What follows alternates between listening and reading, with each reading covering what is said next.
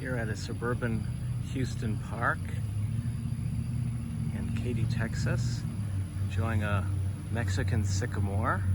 It's early July, so it's fully in leaf, and there's some second or third round of leaves emerging. And it's experiencing exfoliating from the summer, or from the spring growth, coming off in big sheets. This is still a relatively young tree, and its signature would be that it's a clean trunk. So when it exfoliates, it's almost the whole trunk is this very light color. Where the hybrid London Planetree, that's a hybrid of a Chinese elm and an American elm, even in its youth, it has a mottled or varied trunk color. It doesn't become a solid light color. The American sycamore is quite similar to this, where in its youth, more or less the top of it will become white as it exfoliates the bottom. Not quite as bright as this in my experience.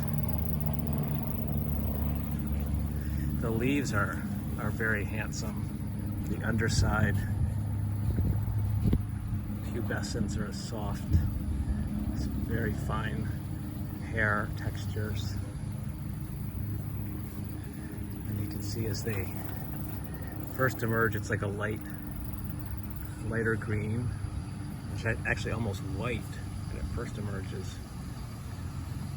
And then the leaves further back on the trunk, these would have emerged earlier in the spring. And my guess is that up here, that would be last year's, the twigs from last year. So the leaves are quite small on last year's or previous year's growth, and you can see on this year's growth, compared to a hand, quite large.